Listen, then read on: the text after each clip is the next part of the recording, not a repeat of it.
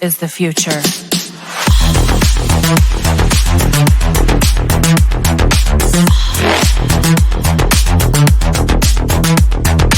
Evolution.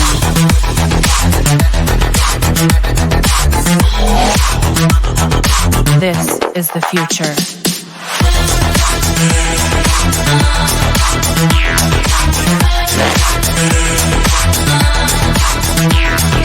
Evolution.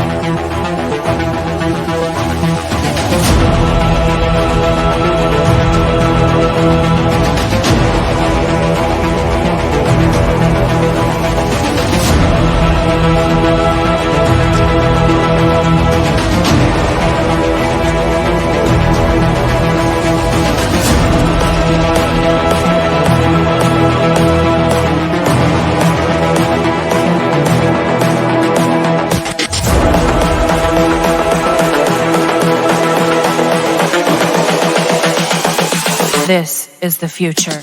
Hey guys, how's it going? Matt from Foulball Productions here. Thank you so much for joining me today. I hope that you're doing well because I'm doing phenomenally. Thank you so very much. I hope that you're doing well. I hope you're having a wonderful afternoon. And I hope you liked my new intro. Super badass, tad melodramatic, but ultimately awesome in my humble opinion. I thought it was pretty cool. Hope you liked it. Think I'm going to have to edit it a little bit because some of the aspect ratios were off. And I was like, rats, that looks stupid. But overall, thought it was pretty sick. It is the 32nd episode of the MFer Podcast. Thank you so much for joining me. We are live on YouTube and Rumble and Right Wing Rumble. Want our right wing friends to watch as well. I see Jeff Pearson, low spec in the chat over there. Thank you, buddy. Much appreciated. I think it's live on Rumble. Doesn't look like it is. No, there we go. We're good. We are up and rolling, up and running, rolling, running. We're doing all the things. We're moving forward. That's what we're doing. That's what's happening. That's what's up. If you guys didn't catch the podcast last night on Vigilante Williamson's channel, the Clueless Anti-Football, we recapped the kind of talked a little bit about the NFL. Then we just started talking about UFC and then Florentine football, which is pretty wild. But I spent Sunday in Dallas, Texas, great city of Dallas, Texas. Hello, Keely Chow. Good to see you, sir. Hello, Sentient Dildo. Hello. And Low Spec. What's good? What's good, everybody? I was in Dallas, Texas, watching the Jets decisively lose to the Cowboys. Not awesome, but did have a fun day. A fun afternoon in Dallas in that stadium. If you have the opportunity, I do recommend going to check it out. It will cost you a few bucks, but that is one hell of a cathedral to football. My God. Expensive. Costs a lot to park. Costs a lot for the tickets. Costs a lot for the tequila. But it was really cool. I mean, when I was a kid and you'd go to a stadium, like a baseball stadium or whatever, you'd be, Bud Light would be all you could get. Now we don't drink that because it's gay. But I mean, I just remember like beer, and then Citi Field where I used to go, where the Mets play. They started opening up like these kind of wild food courts. They would have like Shake Shack and all these cool places. And you're like, ooh. And now, I mean, full bars, anything you want. Which I don't know how that doesn't end in more deaths. They're actually what? See, now Sentient Dildo was teasing me the other night, saying that I am a pussy. I disagree. I firmly disagree, despite the fact that the name of our show is Clueless Anti-Football Pussies. I still do not think that characterization is correct. I think he was suggesting that maybe, what do you call it? Gay rugby? Gay rugby fights are not all that Violent? Well, sir, I have news for you. Sad news, actually. Kind of sucks. I'll just read this in the New York Post. We're not going to watch the video or go over it for too long, but I did want to point this out. Distressing new video shows Patriots fan struck in the head in fatal confrontation. So this dude, this Patriots fan, was at the Patriots Dolphins football game and got into a fight and got killed, I guess, from like a blow to the head or something like that, which is, I mean, a really shitty outcome. And the Patriots lost. I mean, that's a rough day, be completely transparent with you. But yeah, it sucks, right? This guy just goes to a game, just trying to have a good time like I did. You know, same thing. I went to a football game, tried to have a good time, and guy leaves dead. Pretty fucked up. Pretty horrible. And they also, like I said, we're not going to watch the video because I don't want to watch a man die. But the guy, I guess the Patriots released a statement. Where is it? It's somewhere in here. Yeah. We are heartbroken to learn of the tragic passing of Dale Mooney, a lifelong Patriots fan, 30-year season ticket member. Dude, he's had season tickets to the Patriots for 30 years, like, and then just gets killed at a game. Like, ugh. Just been doing that. Your weekly routine, you know, tradition. Big Pats fans. Go to Tom Brady. He's God. But and then goes and dies. Oof. That's horrible. That just sucks. I think about that sometimes. You know, people go out partying, end up dead, or just, you know, some horrific thing. Like, you're going out, like your plan is, you know, you're pregame with your boys, you're going out to have a good time, and then, you know, you get shot and killed, or drunk drive off a cliff, or something horrible. And it's like, ugh. Like, it's bad things happen and it sucks. But I mean, you're just going out to have fun. This was time that you set aside to have a good time. And then it killed you. And that's it. That's how you die. New bomb. That was the Dolphins game too, was it? Yeah. Dolphins Pats, which, I mean, you know, I guess there used to be more of a rivalry in the 80s and 90s when the Dolphins were good. But the Dolphins have sucked for so long. They're pretty good this season. They look better than they have been. Past few years, they've been doing okay. But the Patriots have run that division for the past, like, 20 years.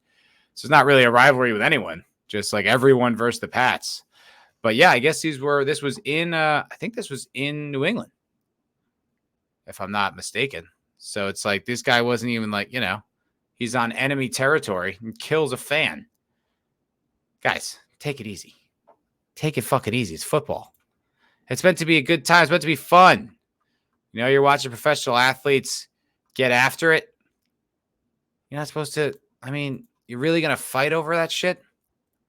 You think the NFL players would fight for you? They're like, hey, that guy, Matt, he's a good dude. Don't you talk shit about him. I will fight you. He comes to my games and gives us money. I will fight you. I don't think so. I don't think that's going down like that. What are you doing fighting over a football game, man? It doesn't matter. It's stupid. Stupid.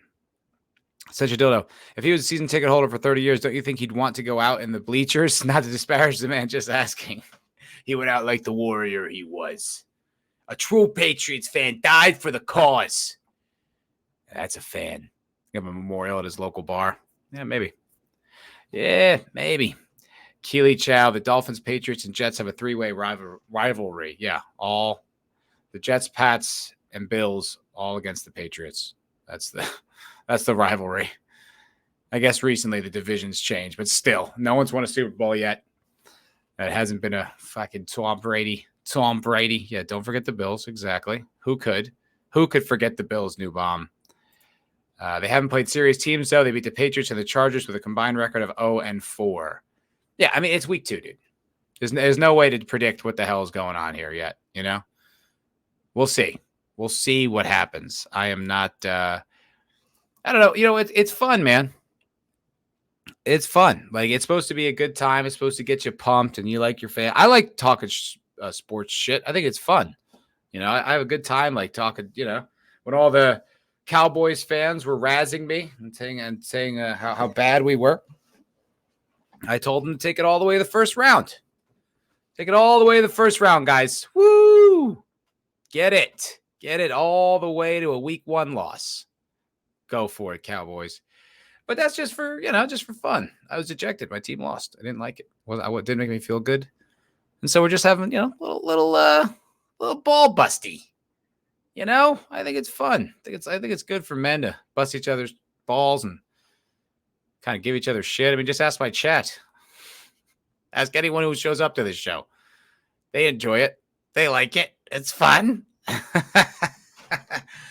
I mean, in my member emojis, if you are a member of this channel, which I see New Bomb Turk is, hell. You get emojis, and one of the emojis you get is me as a table, which is referencing me in my acting career when I was a yoga instructor playing a table for old ladies to put their tea sets on. Oh, I don't know if my girlfriend knows about that one. She watches back on my shows. Furniture Man, lol, exactly. Yeah, she's been watching back on my shows to help me pick clips. She's a soldier. But I don't know if she knows about all the things we've showed on the Cocktail Lounge. Speaking of the Cocktail Lounge, there will be a Cocktail Lounge this Friday night. That's correct. 8 o'clock, 8 p.m. The Cocktail Lounge is going off. Vigilante says he's coming. Zach says he's coming. Hopefully Ruben Christopher Haynes will be there. We all love Ruben Dubin. The Love Doctor. Do I still have that drop? I do. The Love Doctor. Love Doctor. Who really thinks we think he's the Love Doctor. You got to love him. You got to love Ruben. And I think you will love this week's show because we've got some fun stuff to play. Some fun stuff to play. Oh, Low Spec says the best one is the fingernail polish machine. Yeah, that one was. I stand by it. That was a fun day on set. That dress made me look jacked. Made my dick look huge. Neither of which are true. But in that instance. Central Matt, you should make a new segment called The Metaphysics of Gay Rugby by Matt Fowler. That's right. That's going to be my new, that's going to be my claim to YouTube fame. That's how I'm going to get over that 2,000 subscriber hump that I've been on the precipice of for like 2 years or whatever, however long it's been. It's been a while. And YouTube will let me go up to about 18 or 1780, 1790, and then back to the 1770s. That's where I live. That is where I live, the 1770s. And I will forever stay there. But I'm going to keep coming to you live every week with new episodes of the MFer Podcast. And occasionally, if there's time, if I feel like it, we will do the MFer Cocktail Lounge because that show really takes it out of me. But glad you're all here. Glad you're all here. New Bomb, is he still homeless? I don't know. We'll get some updates for Ruben. We will get some updates for Ruben this Friday night. I don't know. I haven't heard from him yet, but I hope he's doing great. Looks like he genuinely was losing a lot of weight. Truly. Like his face looks slimmer. He looked good. It's like, oh, way to go, Ruben.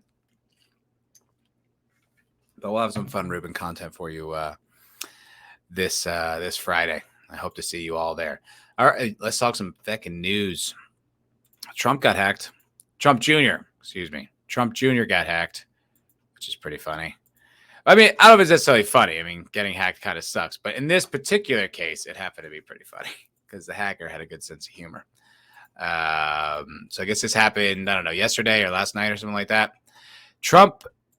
Donald Trump Jr.'s Twitter is hacked! ! Posts include wild claims that his father is dead and that North Korea is about to get smoked. Get smoked, North Korea. That's right. That's what I say. Here we go.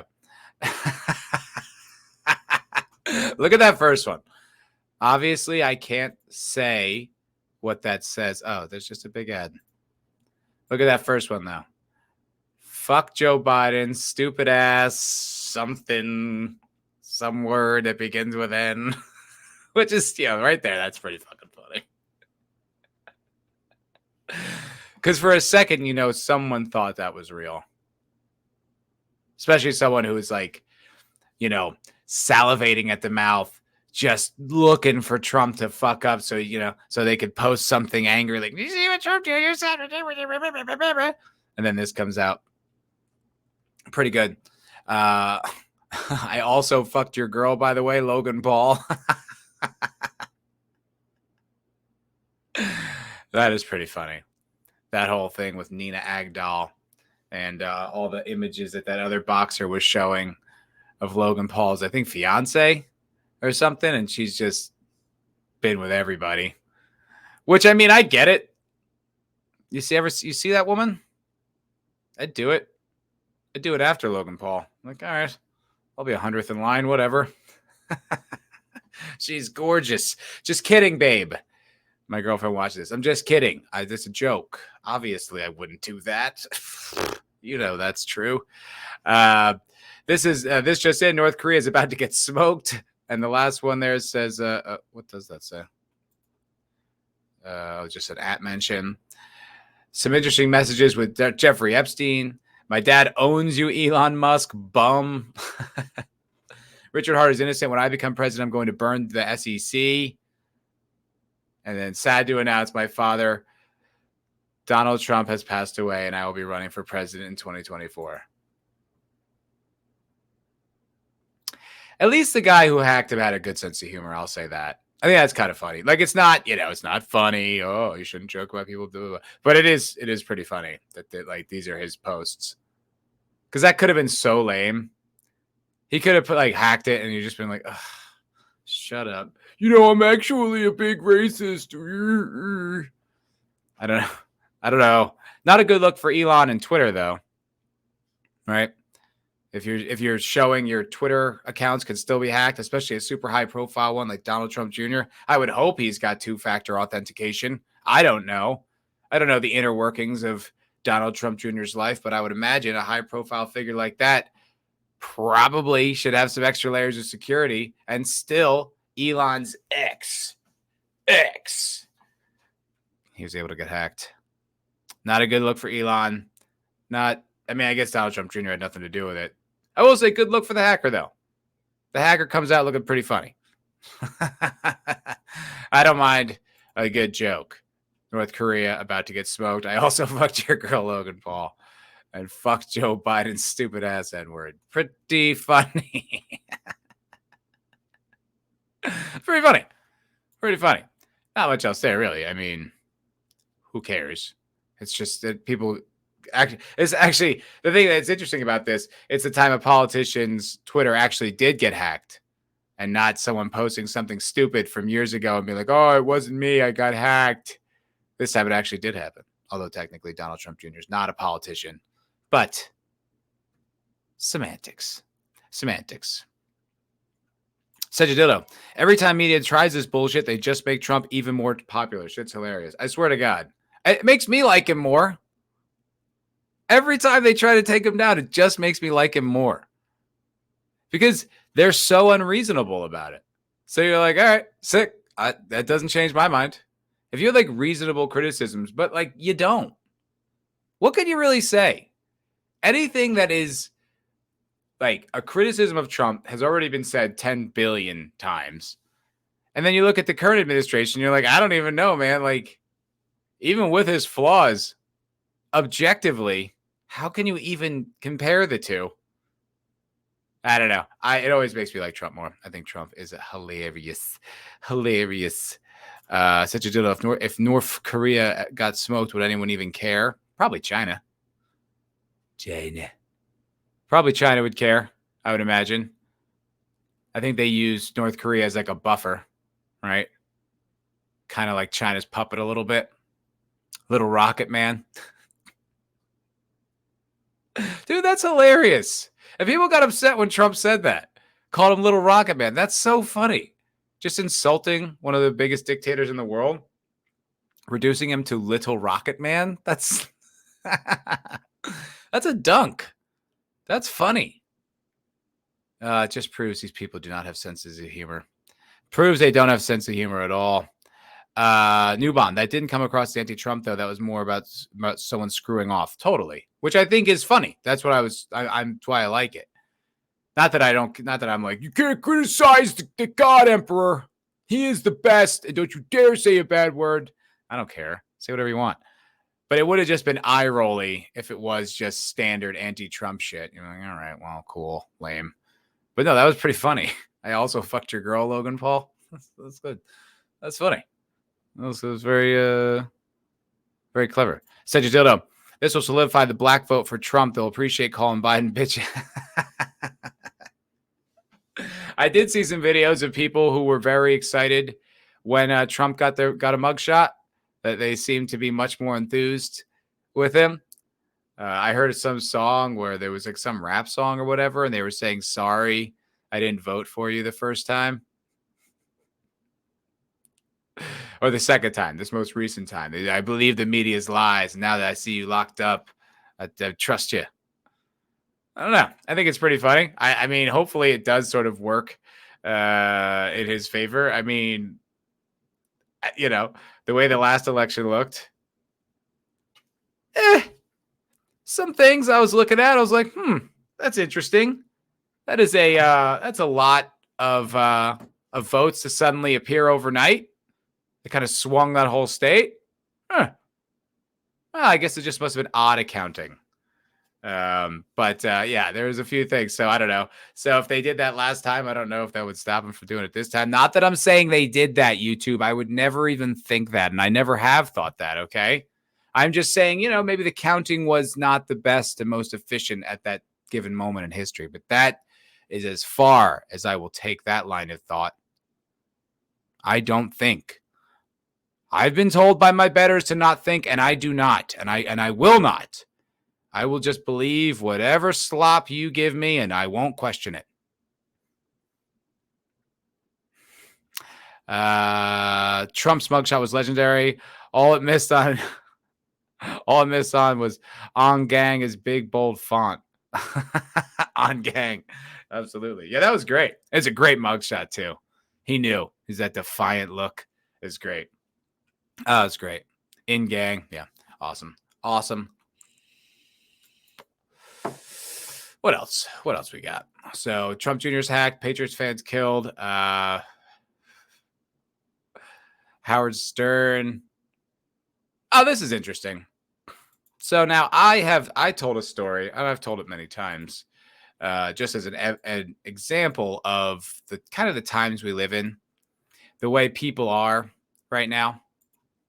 I think I remember talking about these Austin girls and how they're having trouble finding dates, trouble finding a man.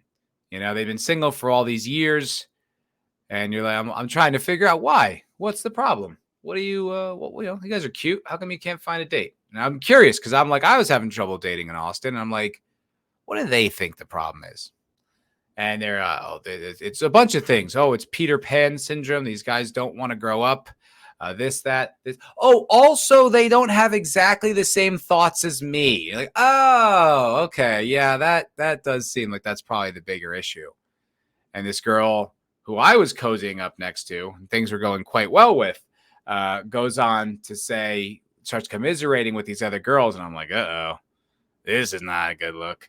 And she starts to say how, I had this great date with this guy, and he was really attractive and all these things. And then at the end says that he voted for Trump, he's anti-vax, and he listens to Joe Rogan. And the icing on the cake was listening to Joe Rogan. And I was just like, I kind of do all those things.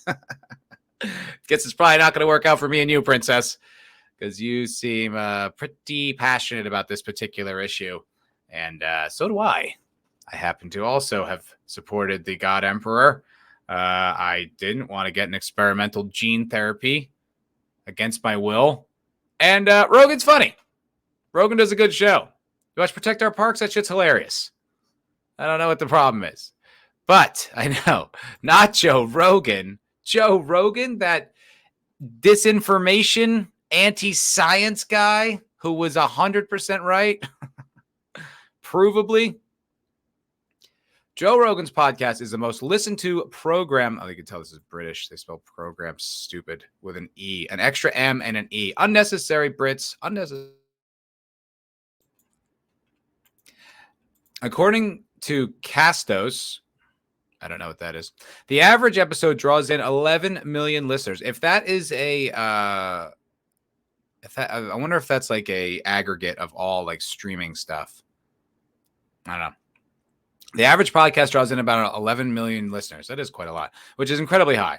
They can go on for 3 hours, and Rogan brings in some high-profile guests to chat about whatever is on their mind. In case you didn't know who Joe Rogan was, they're just going to give you a little backstory on it. While it might seem incredibly popular, there's an apparent downside to being a big Rogan fan. stupid liberal women will judge you for it. A new study has found the majority of women feel it's a turnoff if their partner listens to the Joe Rogan Experience. Change Research. Now, I don't know anything about Change Research. Okay, so they're a pollster. They do polls. I guess like those people that, I've never been polled on, but claim to poll everyone in the country or the world. I don't know. Our story, where do they come from? Okay, so it's American. Co-founders Mike Greenfield and Pat Riley started Change Research to protect and strengthen American democracy. And they were founded in 2020. Curious, very curious. Anywho, so this is a poll of American women. Okay, interviewed more than 1,000 people between the ages of 18 and 34, and 55% of women said it was a big red flag. Okay, look, even if you think that, which I can't imagine, you obviously don't know why you think that. You've just been told to think that. It's not like you listened and you sussed for yourself and decided you didn't like it. Someone told you it's bad. But even if that's true, 11 million listeners per episode. That's just per episode. That doesn't mean every man listens to all. Those are just 11 million fans. It's probably 10 times that. It's probably 100 million listeners that check in every few episodes or whatever. And so you're telling me that if you're like in the dating world and you're looking to go out on dates, you're eliminating 100 million potential partners? Bro, only chicks could be so entitled. Only girls could be like, nope, I don't care if he's the most popular podcaster in the world, in the history of podcasting.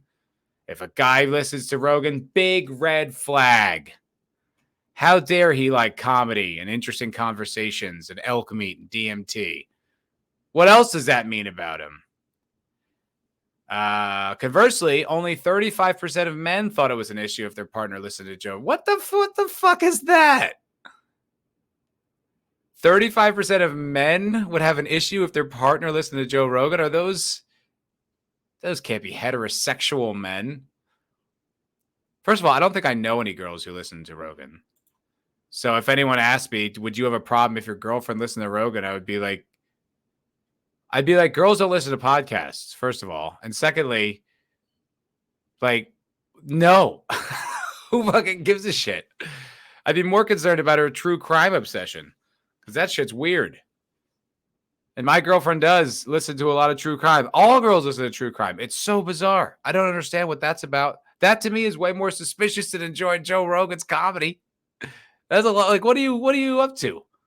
What are you planning?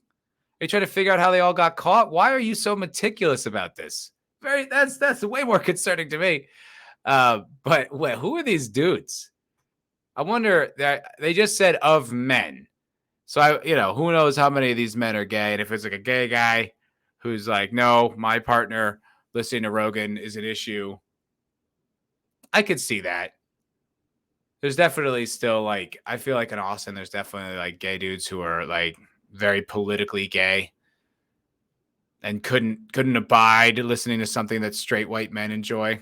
I could see that. But like, if there's a straight dude out there who in a poll was asked if their potential partner listened to Joe Rogan, and they said that's a red flag, dude, that is some bitch shit right there, man. You must have like a blog or one of those people that just lives on Twitter or people on Reddit. Reddit is a pit. That's a terrible website.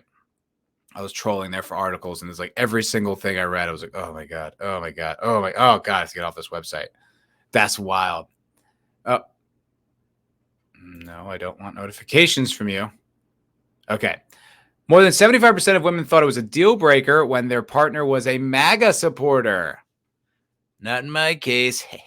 With 59% of men feeling the same way. Ew, dude. Who are these guys? Who are these fucking dudes? Oh, my God. New Bomb says, I only listened to a couple episodes, but Rogan's podcast seems not as controversial as many make it out to be. It isn't. The biggest thing he ever did was said maybe if there's a trans man to woman professional cage fighter, that information should be disclosed to the other female fighter and give her the choice of whether she wants to fight a biological male in hand-to-hand combat. Holy shit, what a crazy take. And then also, I don't know about some of this COVID stuff. Seems a little fishy. Those are not controversial takes. Those are very normal, rational takes. I think most people would agree with, especially the COVID one in retrospect now. At the time, it was a little rebellious. I think a lot of us, we're on board. But at the time, I could understand people not knowing, still for some reason believing in the government and like the media. They can maybe think that was controversial. But still, all he ever did was just voice an opinion. He didn't tell people what to do. He wasn't like, yeah, get them, January 6th insurrectionists. He was just saying like, nah, I don't think so. Also ivermectin probably works. And get some vitamin D. And all these things. It's like nothing was all that controversial. I don't know. Said Dildo, Turk, these retards consider anything not towing the party line to a T controversial. Absolutely. New Bomb, yeah, I don't hang around liberal women as much as Matt does. I guess I'm a bit out of touch. I don't have a choice. Okay? I don't have a choice. I live in cities, in progressive cities. I don't even understand. Not even progressive cities, American cities in general. I don't understand how you could avoid it. Really, I don't. If you want to get coffee, you encounter it. If you want to hang out with any girl in her 30s or younger, I don't understand how you avoid it. I really don't. It's everywhere. What do you want me to do? I live in fucking Austin. Granted, my choice to do that. I understand that. I recognize that. I understand I'm in enemy territory. I know. But it's like I still have to do it. I still have to somehow survive in this crazy environment where chicks are like so political. They even catch wind that maybe you're conservative. They hate you. It's like not even conservative. Like, I don't know about this COVID shit. I don't know about the lockdowns. I don't know about this experimental vaccine. I don't know about all that. What? What do you mean you don't know?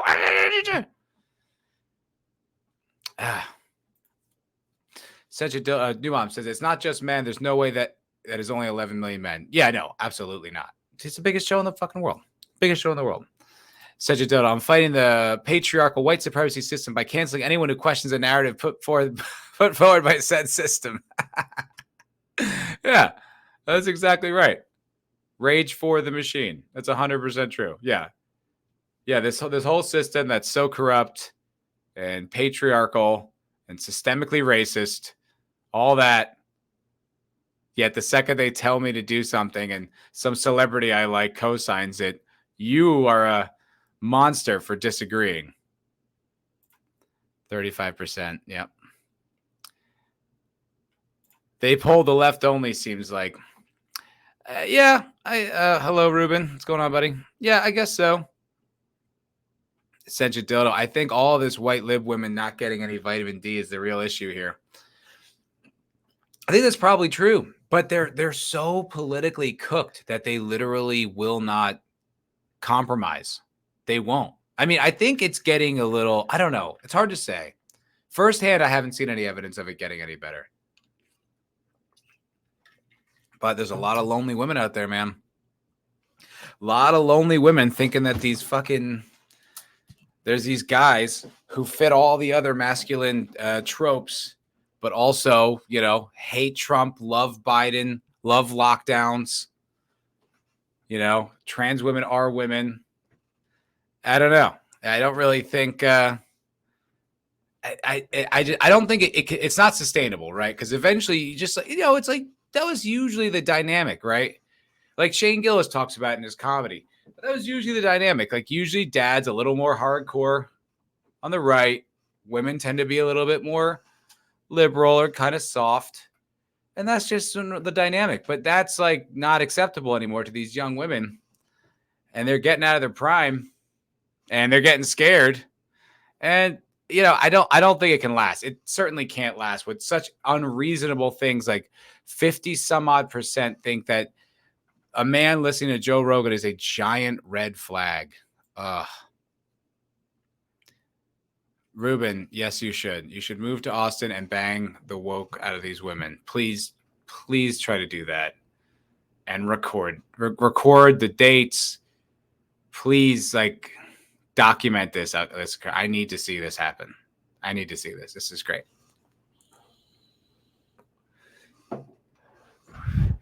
New bomb. You can avoid talking to anyone on the left. It's not hard to just not say a word and walk away. It's okay. Technically, you're correct, but not actually. Not if you work in an environment where you see these people every single day. How do you do that? And then they bring up things, or they sound off, or they say something in like a group setting that's kind of implied you're all supposed to agree with it. What do you do then? Do you lie? Do you dishonor yourself and go along with it just for the sake of survival? Or do you stand up and have a confrontation? Or do you just say nothing, which is typically what I go for? I just don't say anything, or I laugh along, or try to find some new angle, or get out of that conversation because I hate it. Because it's like it's like being in fucking the USSR. Isn't Stalin the best? You're like, totally. Yeah, you got to say that, or you get fucking persecuted. Hello, Flaccid Phoenix. Good to see you, sir. New bomb. I don't talk to most at work, only if it's work related. I don't have that luxury. I work in food service. It's a fucking social industry. You have to talk. You got to. It's just part of what it is. Part of the job, my friend. Part of the job. Anyway, back to the article. Okay. However, that wasn't the biggest. Okay, this is the MAGA thing, right? Also, not having a hobby. 66% of women for women and 60% for men. I think that's actually pretty solid. I've dated girls in the past that had nothing else going on. That is a huge problem because you have to fill up their entire lives now. Like, you have to be their entertainment. You have to, like, everything you do is together. Very unhealthy. Women should have a hobby. And saying all lives matter. How dare you suggest that all lives matter? What kind of a monster are you? All lives matter? Excuse me. Even straight white men? I don't think so. And 41% for men. Who are these fucking people they polled? Maybe these guys are just like, I don't really like hardcore left women, but I don't want hardcore right either. But 41% of men said if a woman says all lives matter, that's an issue. That's a red flag. I'm trying to think, like, under what context. Like, I guess if I was like dating a girl and I saw on her social media profile, like, hashtag all lives matter, or if we're on like a date or two and she starts saying shit like that, I would probably be a little bit like, uh-oh. This girl seems a little crazy, a little focused on these things, which is like, look, all I want from a girl is to not be immediately judged and ostracized because I don't have the company agenda. I just want to be able to think for myself and have my own opinions and make my own arguments and not be like that, not be a problem. I don't really care what you think, so long as you don't persecute what I think. That's really all I want. But I could see either one. I mean, honestly, if you're not, I don't know. Like, if a girl is like all about either side, I'd be a little bit like, I don't know about that.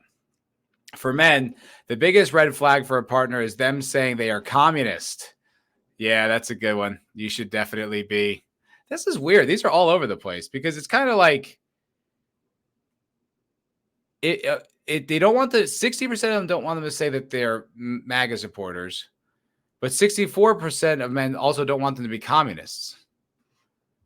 So what do these guys want? You just want them to be like completely non-affiliated, non-political? I mean, I could understand that, but that's weird because you don't want them to be communists. You don't want them to be MAGA supporters. It's just like, what? Do you want that thing that doesn't exist anymore? That kind of like 1960s, 1970s, like Democrat, like true working class. That's over. That doesn't exist anymore. There isn't this just sort of like, no, I'm like a nice person, but I want law and order, and kind of that's just no longer a thing. Pick a side. It's a fight. I'm sorry, I don't know what to tell you. Other big icks for women included partners saying there are only two genders.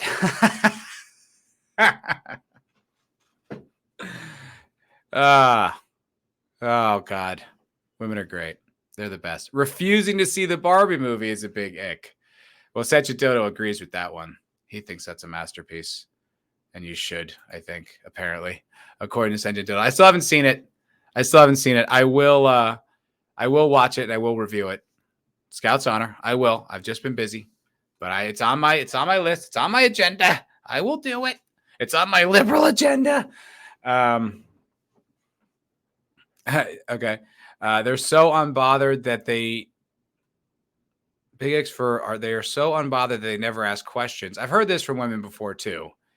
They just are like, or I've heard it more about from men though. Like, I feel like men have to ask questions. Like, I feel like that's how we keep the conversation going. I don't know. If they identify as communist, they identify as conservative, or they don't care about politics. You can't win, guys. You can't win. You can't be a commie. You can't be a conservative, or you can't care about politics. What the fuck do you want them to be? See, that's the thing. They want you to have the exact same perspective as them. They don't identify as a communist, even though a lot of their policies are very in line with communist, neo-communism. You can't be a conservative because that means you hate all these other people and you want a border and, you don't want 5-year-olds to learn about transgenderism, you monster. Or they don't care about politics because that's a red flag. That's what those girls and also were telling me about how, like, if it says somewhat conservative in their profile, that means they're really conservative. It's like, what the fuck gives you such magical insight into the ways of the world that you're so sure you're correct? Objectively, your side has been so wrong for so many years. Ugh. The other worth mentioning is that 41% of men find it a deal breaker if their partner is into astrology. Based, fellas. Based. That's how it should fucking be. It is always concerning. There's that old meme where it's like the guy's texting, "Hey mom, what time was I born?" And then the mom responds, "Don't talk to her.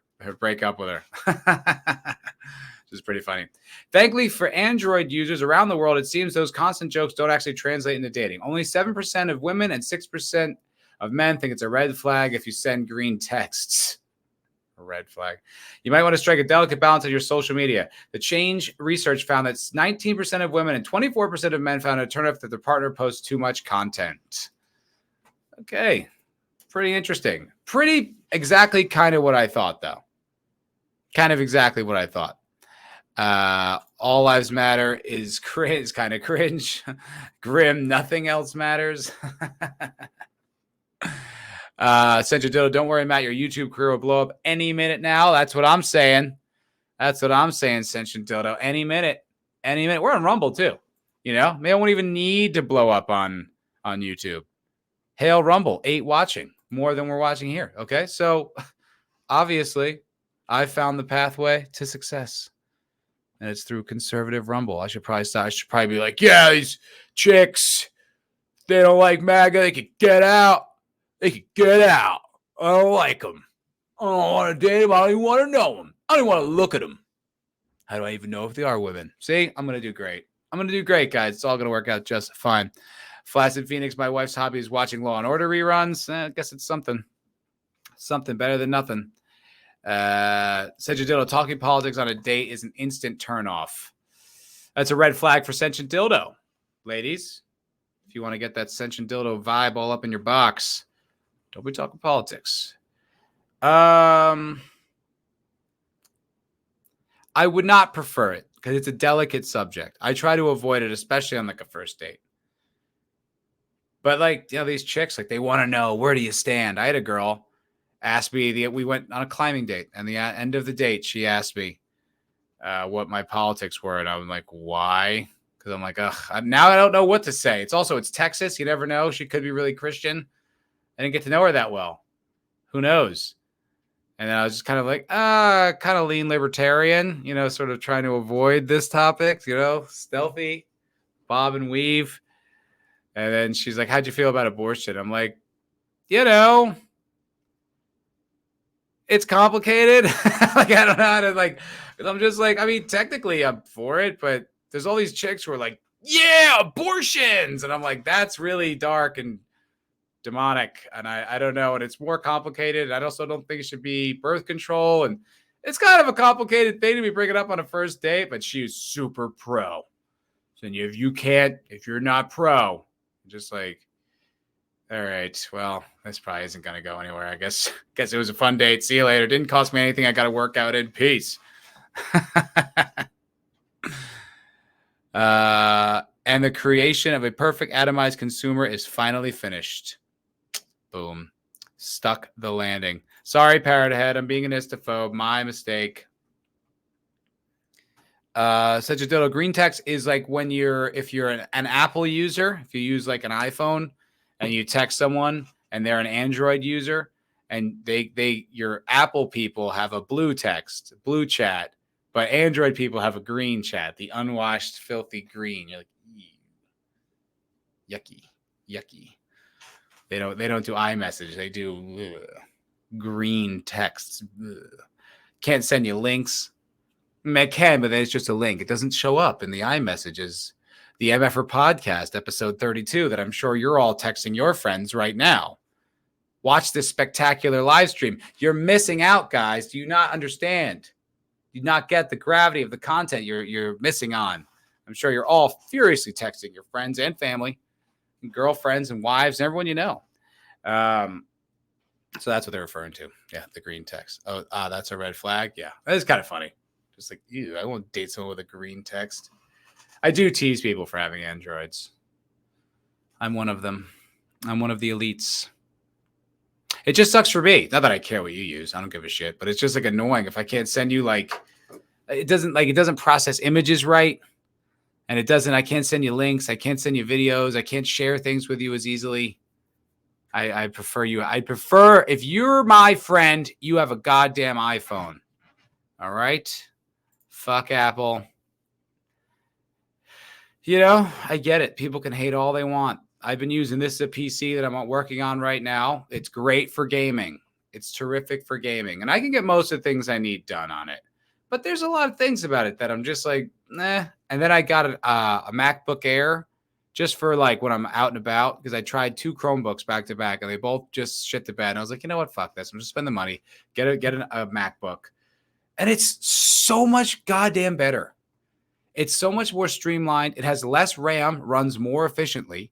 It's so much easier to edit, send things places. The software is more well integrated. It's just a better product. And I don't want to hear anything from you. Anti-Apple, okay? New Bomb Turk, it's better. Deal with it.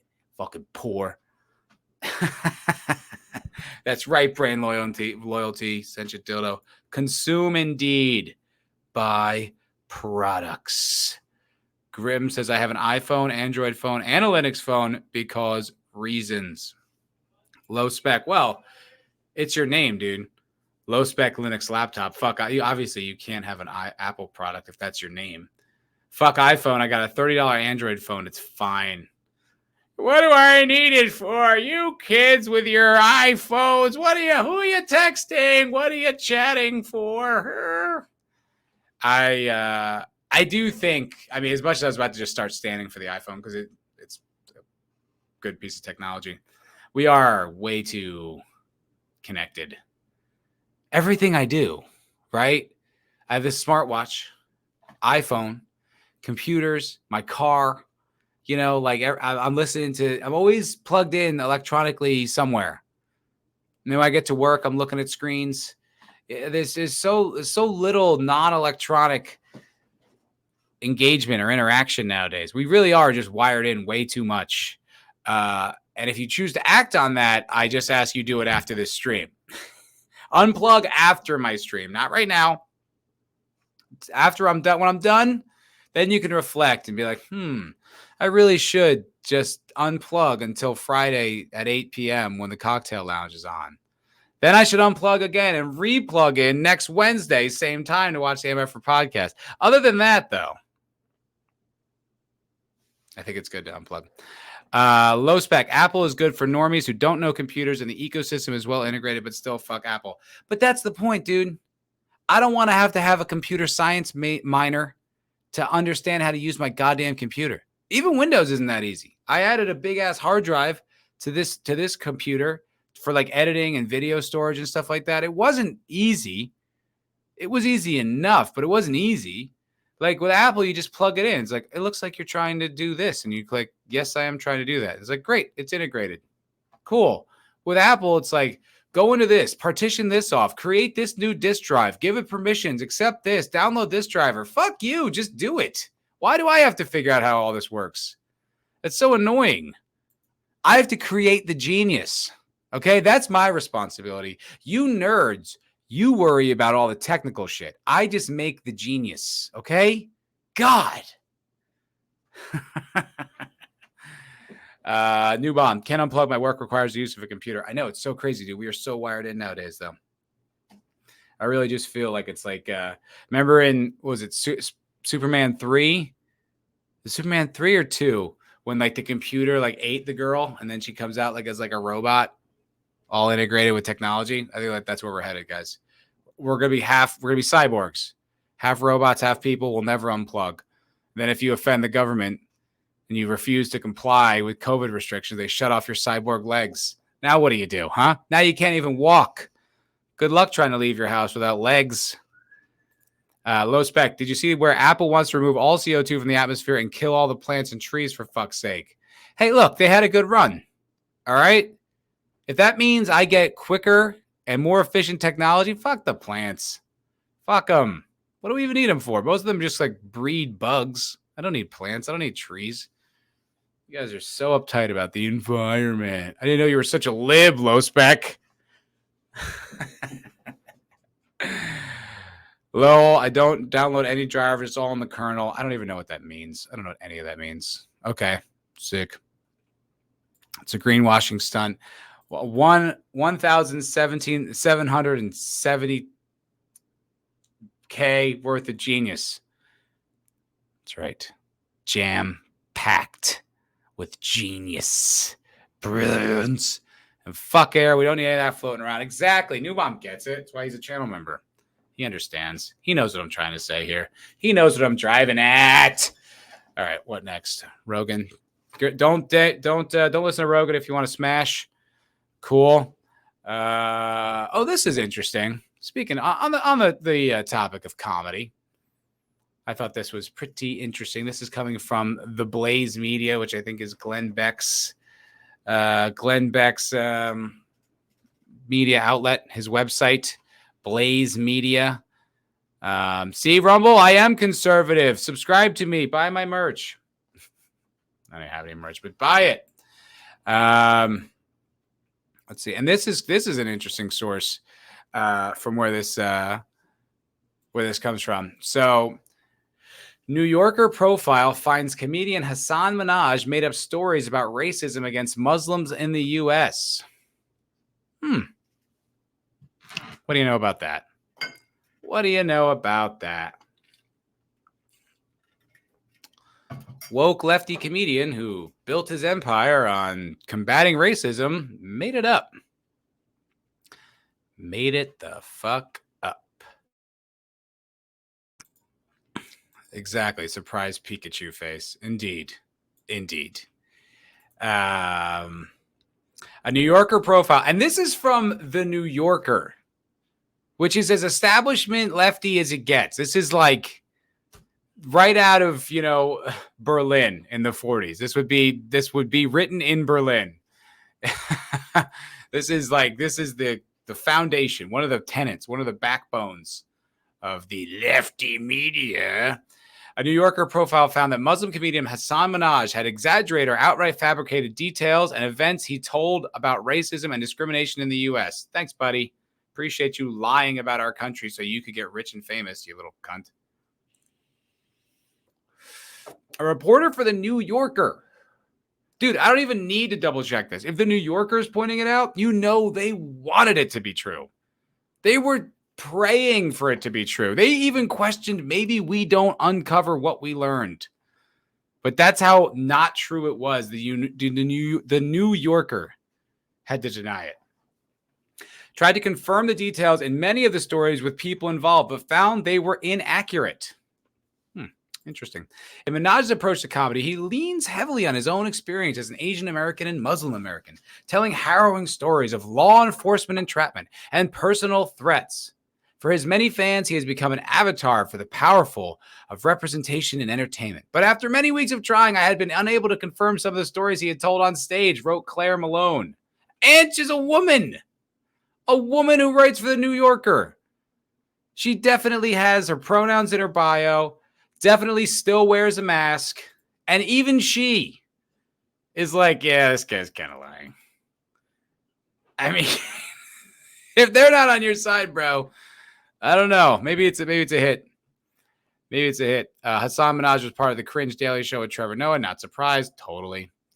Poor Hassan. He was microaggressing to being a millionaire. Yes, poor fella. She said that Minaj, is it Minaj? Minaj? Am I saying this right? Hassan Minaj?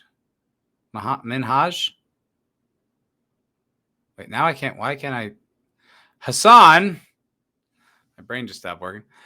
She told that Minhaj has confirmed many of the stories were untrue. He even says it. He even admits it and stood by his work. Every story in my style is built around a seed of truth. Like an idea, like perception, like a conspiracy theory about how racist this country is. Every story, my comedy, Arnold Palmer, is 70% emotional truth. Emotional truth. Well, the actual truth just came out because your emotional truth doesn't mean a goddamn thing. This happened, and 30% hyperbole, exaggeration, fiction. So none of it is true then. If you're saying 70% is emotionally true, that means nothing. And 30% is an admitted lie. In my estimation, that's 100% lie. In one story, Minaj claimed that someone had sent him an envelope with white powder and he was afraid that he might have exposed his daughter to anthrax. What a weak bitch, dude. You use the people's instinct to protect children to get laughs, and it wasn't even true. Wow, what a fucking scumbag. No, I mean, honestly, who should be shocked? So many of these people are, I hate even to say the term, but they are just grifters. They just lie, tell you what they want to hear, shoot all the way to the top. Another anecdote had to do with an undercover FBI agent who had supposedly investigated Minaj's mosque. The punchline is worth the fictionalized premise. What a fucking scumbag, dude. What a dirtbag. Another alarming incident involved his exaggerating a supposedly racist incident with a white family while he was in high school.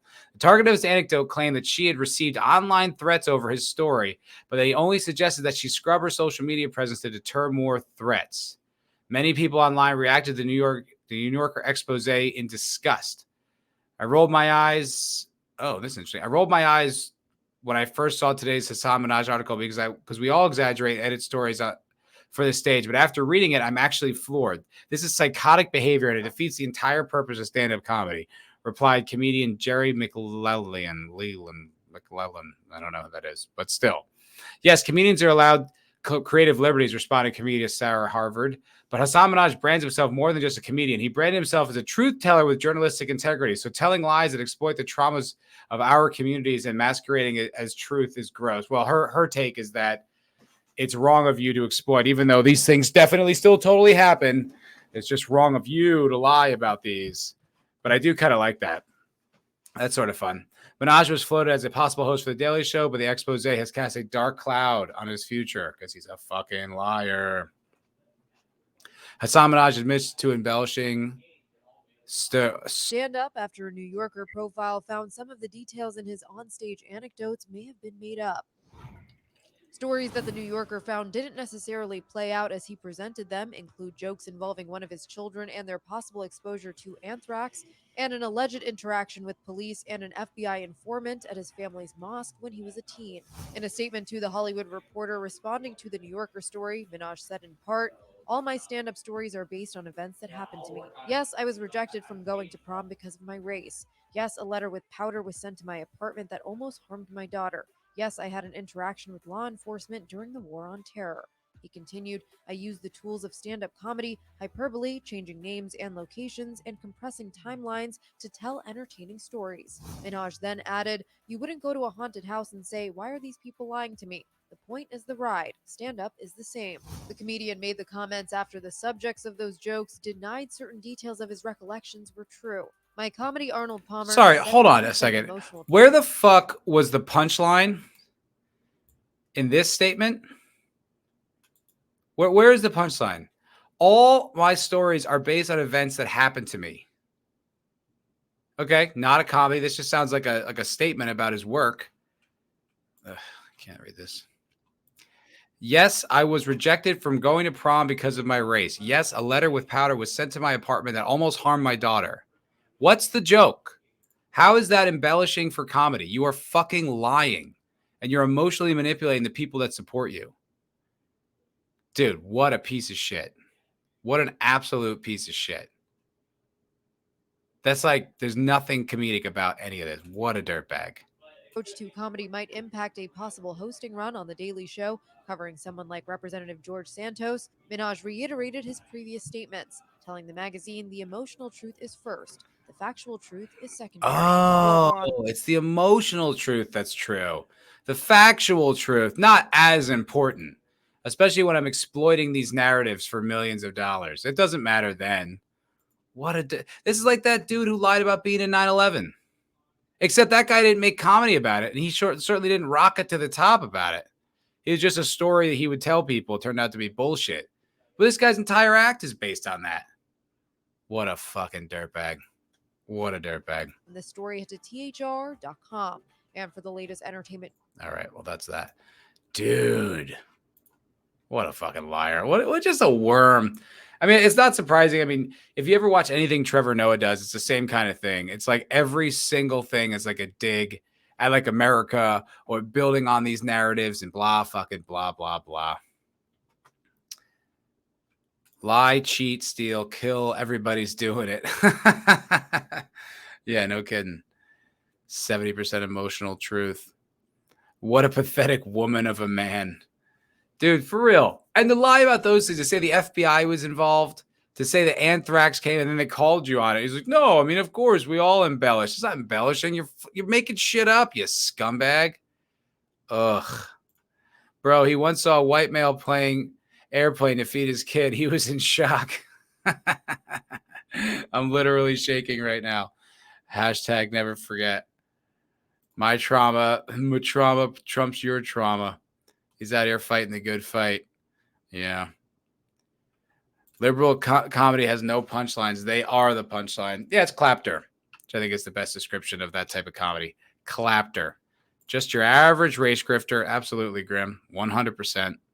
Shit lib's gonna shit lib.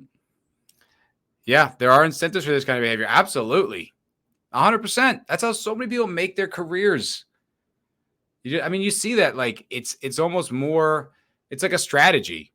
You leverage your victim status, and then you get, this way you get work. I remember this girl was cutting my hair in Hollywood. She was a really attractive blonde chick, cutting my hair at like a barbershop.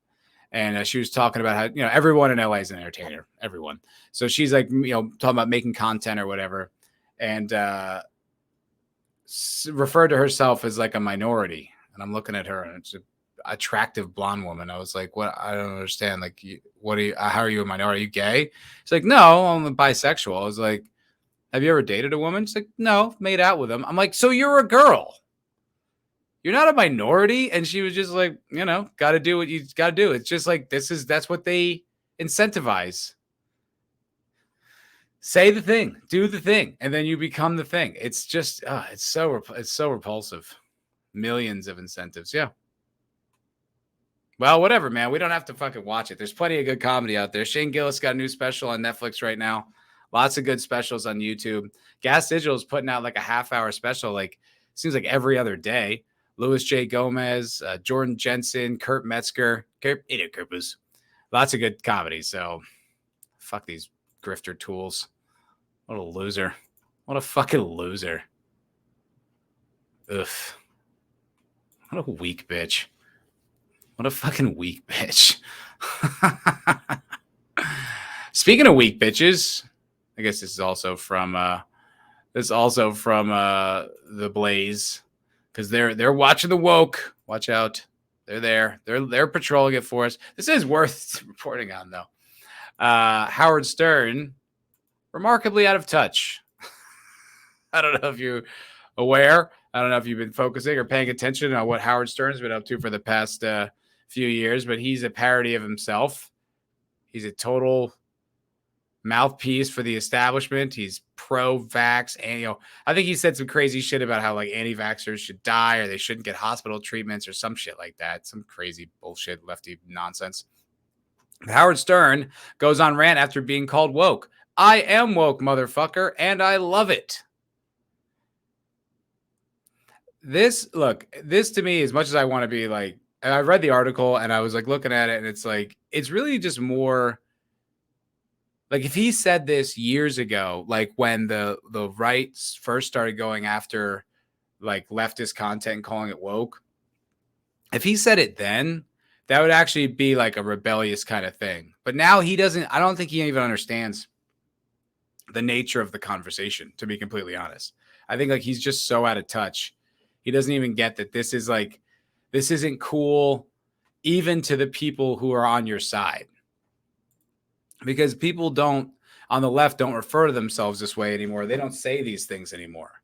It was something that they said around the Trump administration, being like, don't be lied to, don't, resist, stay woke, like resist this tyranny, this white supremacy, whatever. It was like supposed to be a rallying cry, or like kind of like an in the know thing, stay woke. And then it became a mocking, a joke against them. You're woke.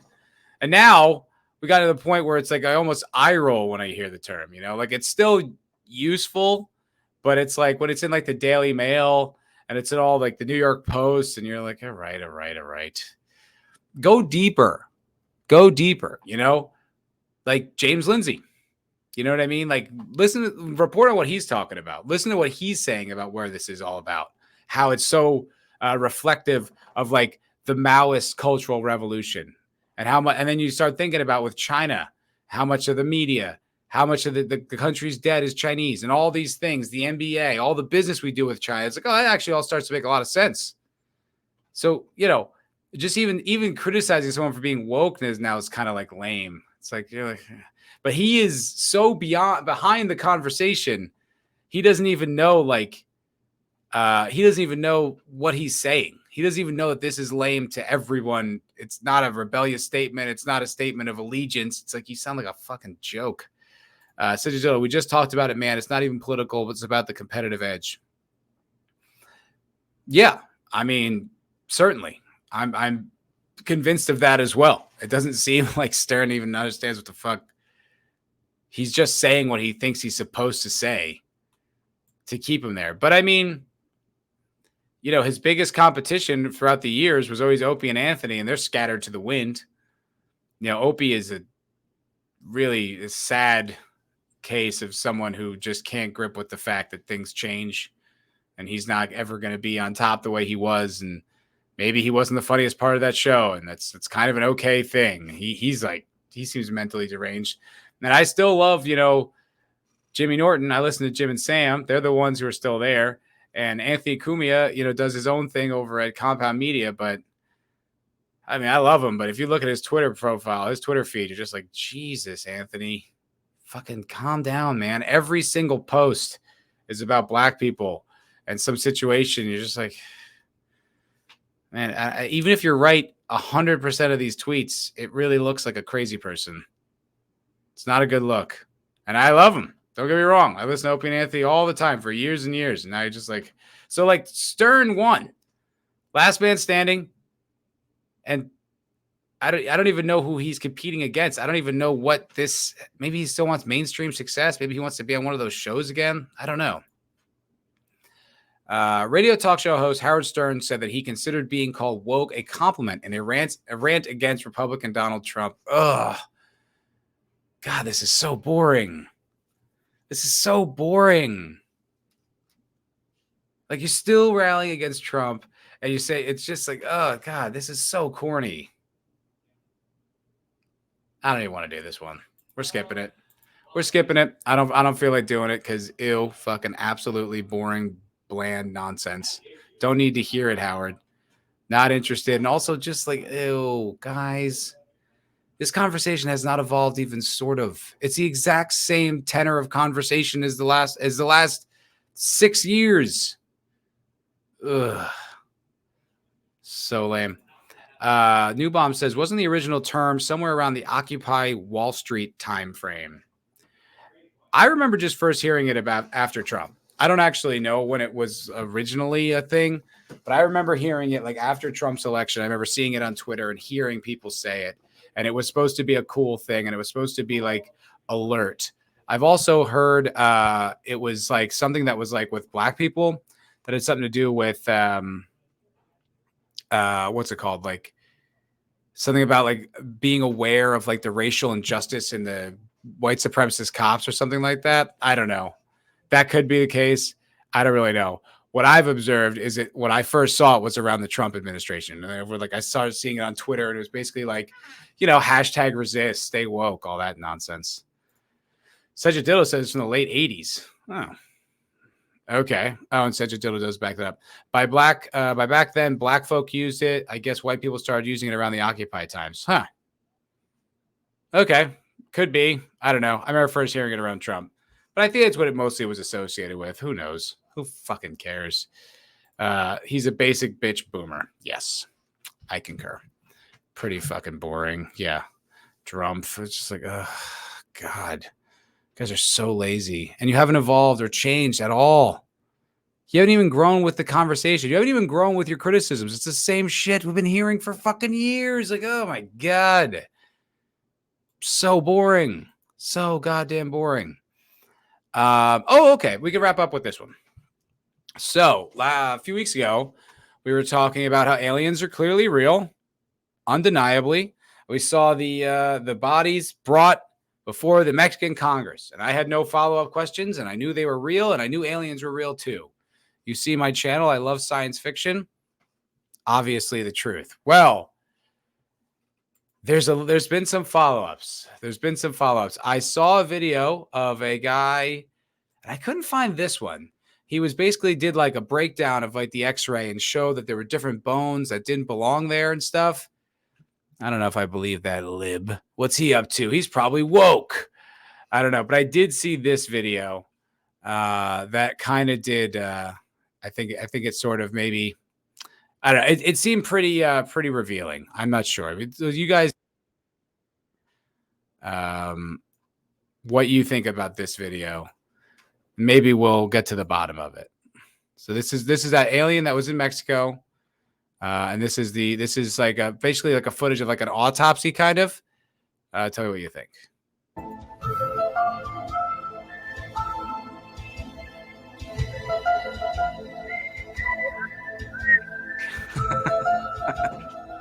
Remember the everything's cake meme?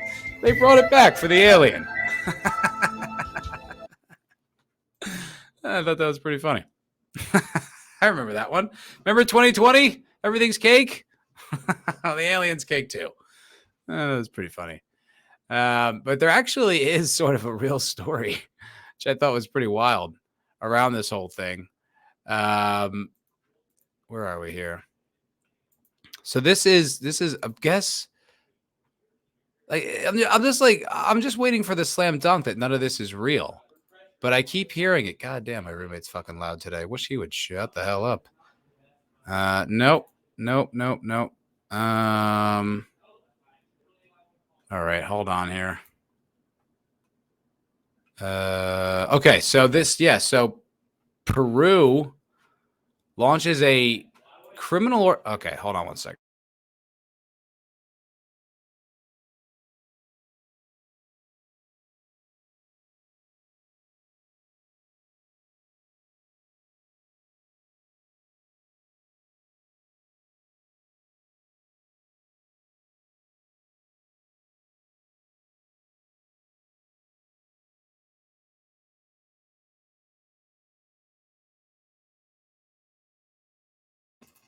Sorry about that. That was really fucking annoying.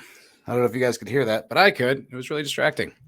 Anyway, so following up on the alien story. So I thought this was just going to be like, we're going to clearly dismiss this. This isn't real. But Peru does not know how alleged non-human alien corpses end up in Mexico. This keeps going? How does this story keep going?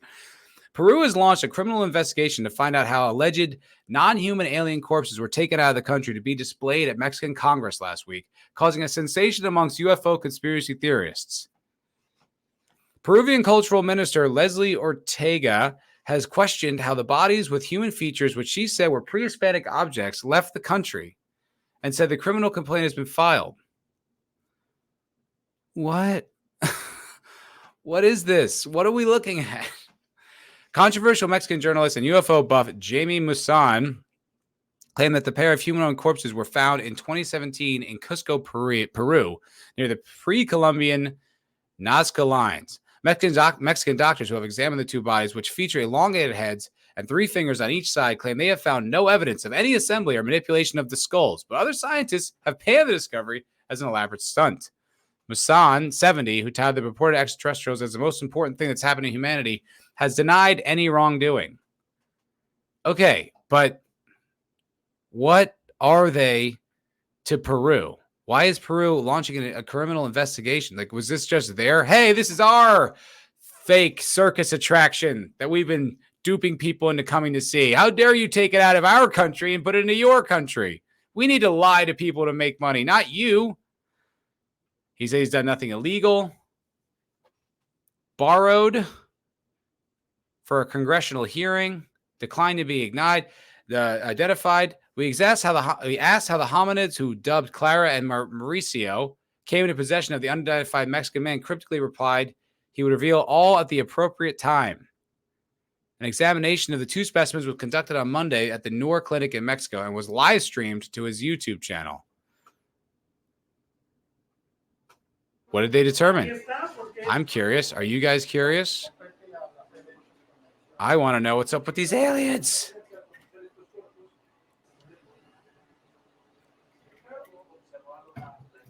We're not assembled. Okay. I'm sold. That's all I need to know. El primer estudio que se hizo fue una tomografía computarizada. The first study was a computerized tomography. The second study was a simple X-ray, and the third was a fluoroscopy study. In the 3 studies, we tried to see the structure of the skeleton of these bodies, and we were able to determine that it does indeed belong to a single skeleton that has not been joined to other pieces. Okay, this isn't real, right? I mean, this is just a joke, just a hoax, right? Like, I don't understand. It's cocaine. It's 100% Peruvian cocaine. It's all been assembled at once. I thought this was just like a joke. I just thought it was going to be like a laughable, ha ha ha, look at them parading this bullshit out there. And now Peru is doing like some criminal investigation saying they're pre-Hispanic. So they're like ancient things. There can't be anything to this, right? Like this just needs to be some kind of a mock-up or a statue or something like that, right? I don't know. Found alive and intact, was in biological gestation. They have no relation to human beings, even though they look vaguely humanoid, which seems suspicious. I don't fucking know, man. I don't know. I'm going to keep an eye on that story because I just assumed it would just be over. It would just be done. And it would one day, ha, ha, ha, like what I did. Oh, aliens are real. And that was that. I guess not. Said you diddle. Them aliens was built different. Yeah, I guess so. All right, folks, that is going to do it for me today on this episode of the MFer Podcast. Thank you very much for tuning in and watching. If you haven't pressed like, please do so. If you haven't subscribed, please do so. And if you're so inclined to share this with friends, family members, social media, or your local FBI agent, you please do so. Thank you very much for watching. Don't forget to catch me, Cocktail Lounge, this Friday. You don't want to miss it. It's going to be fun. It's going to be a good time. I've got some good stuff to show you. Vidji's going to be there. Zax is going to be there. Hopefully, Ruben's going to be there. You guys, you're good people. You're very good people, and I appreciate you watching. Thank you very much, and I'll see you all next week, same time, and the Cocktail Lounge this Friday. All right. Y'all have a good one. Peace. Thank you for watching. Please press like, subscribe, and have a wonderful day.